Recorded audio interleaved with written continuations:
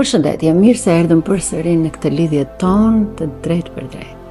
Sot do flas për një temë që u bë dje diskutim në live meditimin që kishim me të mërkurës, që ishte on meditation. Pyetja ishte përse ne kemi kaq vështirësi sot në marrëdhëniet personale. Pse marrëdhëniet personale janë në një krizë kaq të madhe sa nuk kanë qenë asnjëherë në jetën tonë. Si e shpjegojnë këtë në anën shpirtërore, si e shikojmë ne që meditojmë, si janë mësuesit tanë që na edukojnë, që i shikojmë. Në anën psikologjike kanë vënë në shumë bokse, do të thënë psikoanalistët, biopolarët, bokset që i kanë gjetur emër. Marrëdhëniet personale janë në krizë jo sot, kanë qenë tërë jetën në krizë. Që në fillimin e njeriut kur humbi vetveten, kur u nda në dy. Pra kur u nda, kur u shkëput nga ajo që quhet një me hynoren dhe u nda në anën njerëzore dhe njeriu vendosi të kontrolloj jetën, situatat dhe sa më shumë do që të kontrollosh jetën, situatën, atëra jeta pastaj bëhet shumë e vështirë, marrëdhënia bëhet me veten shumë e pakuptueshme, egoistike, egocentrike dhe ti në vend që të fillosh të kuptosh ç'do ndodh rreth teje, ti thjesht do vëmendje tërkon duke bërë gjëra që pak a shumë ne i dim të gjithë. Pra, nuk është e sotshme kriza në marrëdhënie. Sot thjesht ka mundësi ose hapësirë që njerëzit të mësojnë më shumë për veten e tyre ose është rritur disi në atë nivel si ana egoistike më lart, por dhe ajo që nuk është egoistike, ana shpirtërore, që unë më mirë duhet të ri me veten që të kuptoj se që ndodh rreth meje. Por në anën time personale, do ta quaja që marrëdhëniet personale janë shumë të mira për arsye sepse të nxjerrin në pa, domethënë është pasqyra asaj të brëshmës tënde. Është intimiteti jot personal brenda, i pafshehur, pa dorashka.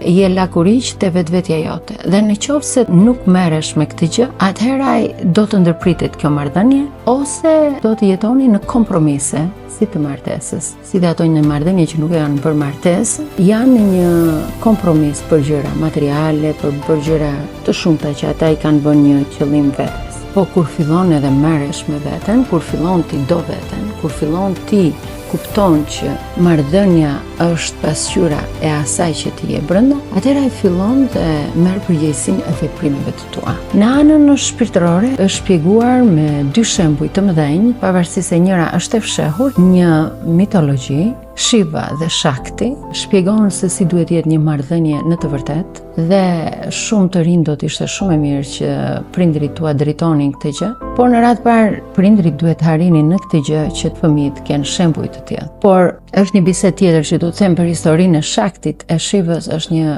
gjë e bukur që shumë nxënës të mi mahniten sa herë që bëjmë meditime dhe e pëlqejnë shumë që të rikthehemi përsëri. Nuk janë marrëdhëniet prralla që kemi mësuar në për filma, në për televizione, në për libra. Në realiteti është ajo që ti ndjen brenda. Fiks ajo që ti ndjen brenda. Mendimet e tua.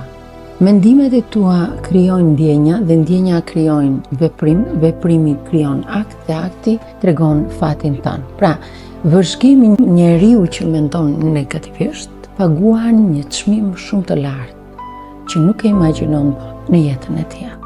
Dhe këtë e shikojmë shumë më shumë sepse kur ti mendon negativisht, ti harin të sëmundësh trupin tënd, ti harin të sëmundësh çdo gjë që është rreth teje. Dhe normalisht në vend që të tërheqësh, ti largon. Pra, marrëdhëniet që ke brenda në familje, me veten, me bashortin tënd, me të dashurin tënd ose të dashurën tënde që ishte pyetja, është ajo që je ti.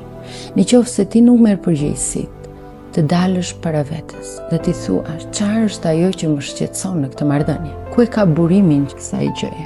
Aty do të ndesheni me të kaluarën tuaj. Pra, do të dalë përballë marrëdhënia e prindërve tuaj. Do të shikoni në pasqyrë se çfarë ke marrë mësim nga prindërit e tua. Edhe pse ke gjykuar, sepse fëmijët e dinë shumë mirë se ç'është e mira, por duke parë se të mëdhenjt bëjnë gjëra që nuk ua shpjegojnë të vegjëlve, atëherë fëmijët i fusin në ndërgjegjen e tyre dhe këto gërçe dalin në marrëdhëniet e tyre personale, sidomos në marrëdhënie të forta, në marrëdhënie që kanë ndjenja të forta. Aty dalin të gjitha gërçet, mungesat, egoizmet, por në qoftë se do ta marrësh si një bekim, atëherë ti fillove hapin e parë drejt besimi në Zot. Pra, kur ti harin, jo ta kontrollosh ti jetën, po të lësh Zotin, atëherë ai e para me veten e tyre do t'jenë në paqe dhe do filloj të dashuria e vetvetes. Pra, ti do ta duash aq shumë vetveten, do jesh aq i mbushur sa nuk do reagosh më nga dashuria e zbraz, po do reagosh nga dashuria e plotësuar.